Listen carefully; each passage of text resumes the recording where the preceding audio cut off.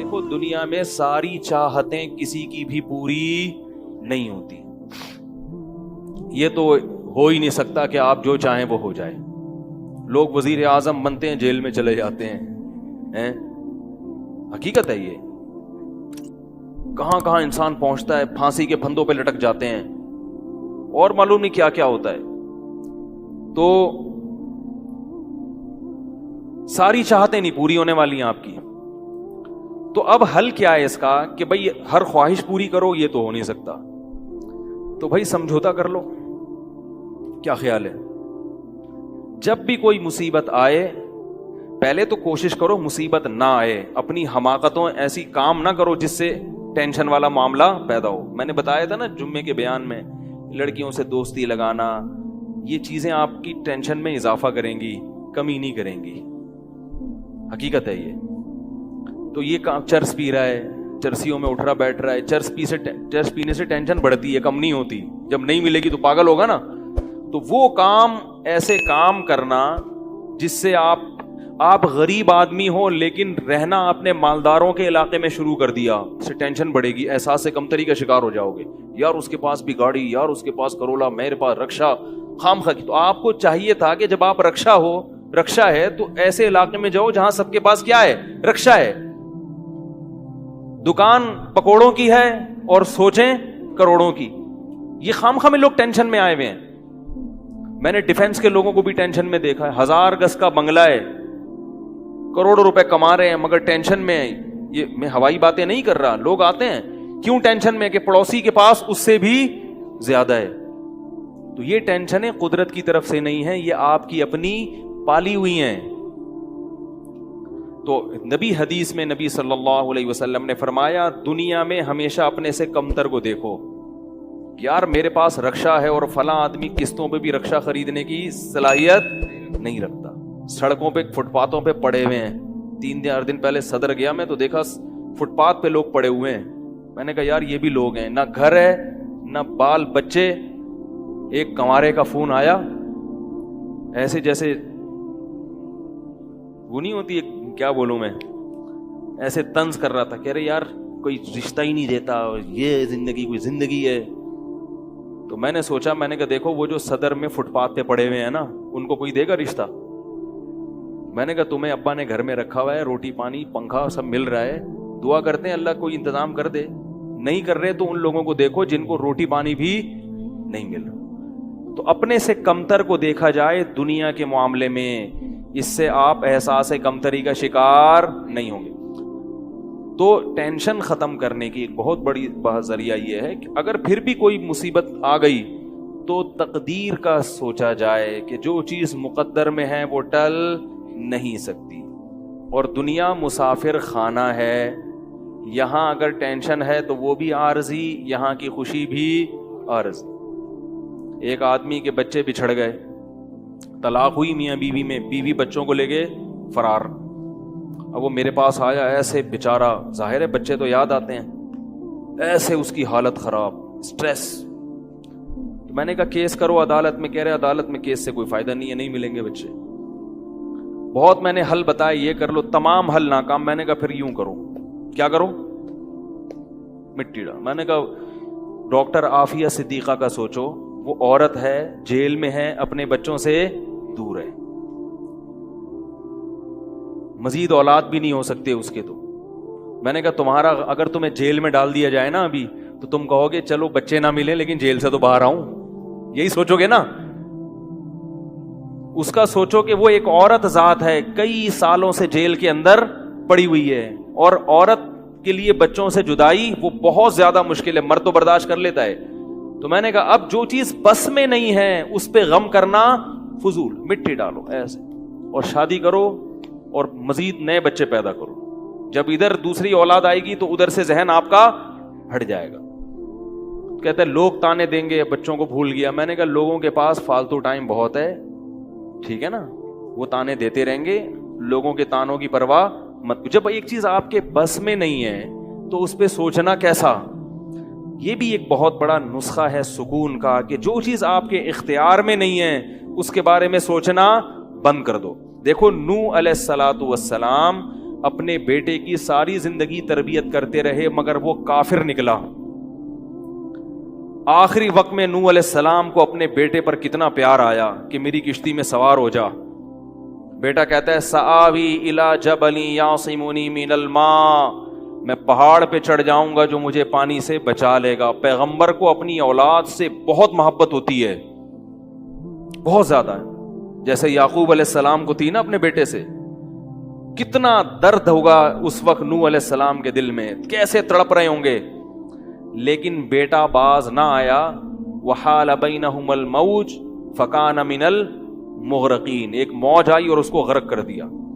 نوح علیہ السلام نے اللہ سے دعا مانگی, ان ابنی من اہلی, اے اللہ میرا بیٹا میرے اہل و عیال میں سے ہے, تو نے تو وعدہ کیا تھا تو میرے اہل و عیال کا خیال کرے گا. اللہ نے کیا فرمایا, انہ لیس من اہلک, یہ تیرے اہل میں سے نہیں ہے, اس کا عمل ٹھیک نہیں ہے. فلا تسألنی ما لیس لک بہ علم, دوبارہ یہ سوال مجھ سے مت کرنا. اب یہ نہیں کہ نوح علیہ السلام بیٹھ گئے اور یہ کیا ہو گیا اور اب سوچیں یہ تو بڑھ گیا. بس نوح علیہ السلام نے فوراً استغفار کیا, اعوذ بک ان اسألک ما لیس لی بہ علم, اے اللہ میں تجھ سے پناہ مانگتا ہوں ایسی چیز کی, میں تجھ سے ایسا سوال کروں جس کی دلیل میرے پاس نہیں. بس بھول گئے. اب یہ تھوڑی کہ روتے رہیں بیٹھ کے, بھئی جو چیز بس میں نہیں ہے چھوڑ دو. تو ہم بہت ساری چیزوں کی ٹینشن لیتے ہیں جو ہمارے اختیار میں نہیں ہے. پیٹرول مہنگا ہو رہا ہے, بیٹھ کے خام میں پریشان ہے. بھائی تم سے پوچھ کے تھوڑی مہنگا ہوا ہے. غم کرنے سے اگر وہ سستا ہو جائے تو رو. میرے پاس تھی Kawasaki G T O, Kawasaki G T O 125. آپ کو پتا ہے کیا بائک تھی وہ, ہم نے بھی بڑے شوق پالے ہیں ایک زمانے میں. میں اس میں پیٹرول ٹھیک ٹھاک ڈلتا تھا. اب جب پیٹرول مہنگا ہوتا تو سب سے زیادہ متاثر میں ہوتا تھا اس سے. 50 والوں کو کچھ نہیں ہوتا تھا. تو میں ایک دفعہ پیٹرول پمپ گیا, میں نے پیٹرول ڈلوایا اس میں, تو اس نے کہا وہ 5 روپے پر لیٹر بڑھ گیا ہے. مجھے بڑا غصہ آیا. میں نے ساتھ والے سے کہا, میں نے کہا یار یہ کیا مذاق ہے یار, ہر تھوڑے دن کے بعد 5 روپے بڑھ رہا ہے, تو آپ کو غصہ نہیں آیا؟ اس نے کہا صرف میرے لیے تھوڑی بڑھ رہا ہے, پوری قوم کے لیے بڑھ رہا ہے نا. تو مجھے اس کی بات بڑی اچھی لگی. اس نے کہا میرے اکیلے کے لیے بڑھے تو مجھے غصہ ہے, سب کے لیے بڑھ رہا ہے تو چلو ٹھیک ہے. اس دن کے بعد سے اب تک پیٹرول بڑھنے پر مجھے غصہ نہیں آیا. میں یہی کہتا ہوں یار مجھے ٹینشن لینے سے کیا ملے گا, 100 روپے لیٹر بڑھ جائے, زیادہ زیادہ یہ ہوگا, بہت زیادہ بڑھے گا تو گاڑی بیچ دو. بھائی نہیں ہمارے کنٹرول سے باہر ہو گئی ہے, گاڑی بیچ دو, دوبارہ آ جاؤ, ٹیکسی پہ آ جاؤ, پھر بھی ہے تو پھر رکشے پہ آ جاؤ, پھر چنچی پہ آ جاؤ, پھر پیدل ہو جاؤ. جو چیز اختیار میں نہیں ہے اس کی ٹینشن لینا حماقت ہے. بات آ رہی ہے سمجھ میں؟ اسی طرح یاد رکھو اولاد کی تربیت کا معاملہ ہے. ہمارے ہاں جو لوگ نئے نئے دیندار بنتے ہیں یا پرانے بھی, وہ چاہتے ہیں میرا گھر 100% خلفائے راشدین جیسا بن جائے, جبکہ بیگم پہ کنٹرول نہیں ہوتا, وہ الگ سمت میں جا رہی ہوتی ہے. اب آپ نے ڈنڈا چلانا شروع کر دیا, بچے باغی ہونا شروع. وہ بجائے دین پہ آنے کے ابا کو مکھنچو سمجھنا شروع کر دیتے ہیں اور بغاوت پھیلتی ہے. تو بھائی آپ اعتدال سے تربیت کی کوشش کرو, ہو گئی ٹھیک ہے, نہیں ہوئی ہم سے نہیں سوال ہوگا, ہم جو کر سکتے تھے ہم نے کر لیا. تو ہم نے نا بہت ساری چیزیں, یہ ہو رہا ہے معاشرے میں غلط, یہ ہو رہا ہے, وہ والے وہ جماعت کیوں آ گئی, وہ جماعت کیوں آ گئی, وہ فلاں فرقہ کیوں بڑھ رہا ہے, یہ والے کی کم ہو رہے ہیں, وہ زور سے آمین کیوں کہہ رہے ہیں, وہ آہستہ آمین کیوں کہہ رہے ہیں, ٹھیک ہے نا, وہ رفع الیدین کیوں کر رہا ہے, وہ رفع کیوں نہیں کر رہا. میرا ایک اصول ہے, میں جب کسی ٹاپک پر بیان کرتا ہوں تو مجھے جب بھی کوئی ایسے اختلافی مسائل پر بیان ہوتا ہے نا, تو اکثر لوگوں کے پھر واٹس ایپ پہ میسج آنا شروع ہوتے ہیں, آپ نے جو یہ بیان کیا اس میں یہ والی بات, حالانکہ اس بات کا جواب اس میں موجود ہوتا ہے. تو میں پھر مزید جواب نہیں دیتا, میں کہتا ہوں پورا بیان سنیں. وہ پھر جواب بھیجتے ہیں کہ ہم نے پورا بیان سنا ہے, میں کہتا ہوں دوبارہ سنیں. کہتا ہے سنا تو ہے, مجھے جواب نہیں ملا, جبکہ مجھے پتا ہوتا ہے جواب اس میں ہے. میں کہتا ہوں پھر تیسری بار دوبارہ سنیں, کیونکہ اس سے زیادہ کہ ہم مکلف نہیں. اب یہی تھوڑی کہ ایک ہی چیز کو لے کے پھر وہی سوال وہی جواب, وہی سوال وہی جواب. پبلک کے پاس تو ٹائم ہے, وہ تو کرتے رہیں گے اور آپ کی صلاحیتیں بیکار ضائع ہوتی رہیں گی. بھائی ہم جب ایک ٹاپک پر بات کی, پورا کور کیا اس کو, مجھے اچھی طرح معلوم ہے آپ کے ان تمام سوالات کا جواب اس میں موجود ہے. اب بار بار سوال کرو گے تو ہم نئے سرے سے جواب دے کے ٹائم ضائع. یہ ٹینشن ہے خام خواہ کی کیوں پالیں؟ ٹینشن پتہ ہے کیا ہوتی ہے؟ ٹینشن یہ ہوتی ہے کہ یار اتنی تفصیل سے میں نے بیان کیا پھر بھی لوگوں کی سمجھ میں نہیں آ رہا. ہائے یہ کیا یار، یہ کیا؟ اس سے آپ خام خواہ میں آپ کے سر کے بال غائب ہوتے رہیں گے. تو ہم یہی کہیں گے اے اللہ ہم سے جو ہو سکا تھا ہم نے کر دیا. اب سمجھ میں آنا سمجھانا کس کے بس میں ہے؟ اللہ کے بس. نبی کی بات سب کی سمجھ میں نہیں آئی، اور اللہ تعالیٰ نے نبی کو کتنی تسلیاں دی ہیں قرآن میں. نبی کو بار بار کہا کہ آپ جو سمجھا رہے ہیں پھر بھی یہ نہیں سمجھ رہے تو ٹینشن نہ لیں. کیوں؟ نبی کو اگر زیادہ ٹینشن ہوگی تو کام کون کرے گا؟ قرآن میں سینکڑوں آیتیں ہیں جو صرف تسلی پر مبنی ہیں، جن میں نبی کو کیا دی جا رہی ہے؟ تسلی. لعلک باخع نفسک علی آثارہم، کہیں ایسا نہ ہو کہ ان کی ہدایت کے پیچھے آپ کی جان ہی ہلاک ہو جائے، یعنی غم سے. کیونکہ نبی صلی اللہ علیہ وسلم حیران ہوتے تھے کہ ان کو میں نے معجزے بھی دکھا دیے اور میں نے بتایا کہ یہ بت ہیں جن جو نہ سن سکتے ہیں، نہ دیکھ سکتے ہیں، نہ بول سکتے ہیں، ہر طرح سے سمجھا دیا. ٹھیک ہے. اور میری 40 سالہ زندگی بھی انہوں نے دیکھی کہ زندگی میں کبھی میں نے جھوٹ نہیں بولا، امین اور صادق مشہور ہوں. اور یہ پیغمبروں کا انتظار بھی کر رہے تھے کہ ایک نبی آنے والا ہے. سب چیزیں ہو گئیں پھر بھی نہیں مان رہے، تو ٹینشن تو ہوتی ہے نا. تو قرآن نبی کو کیا کہہ رہا ہے کہ مزید ٹینشن لیں؟ نہ قرآن ٹینشن کیا کر رہا ہے؟ کام. نہ ٹینشن نہ لیں، ٹینشن نہ لیں. انت علیہم بمسیطر، آپ ان پر نگہبان نہیں ہیں، داروغہ نہیں ہیں، گن پوائنٹ پہ نہیں لائیں گے آپ کسی کو، آپ سے سوال نہیں ہوگا. آپ بلغ ما ارسل الیک من ربک، آپ کا کام ہے پہنچانا. یہاں تک کہ اپنے سگے چچا ایمان نہیں لے کر آ رہے، جنہوں نے آپ کو پالا بچپن سے. چلو وہ تو دشمن تھے، وہ ایمان نہ لائیں تو انسان صبر کرتا ہے، یہ تو دشمن ہے.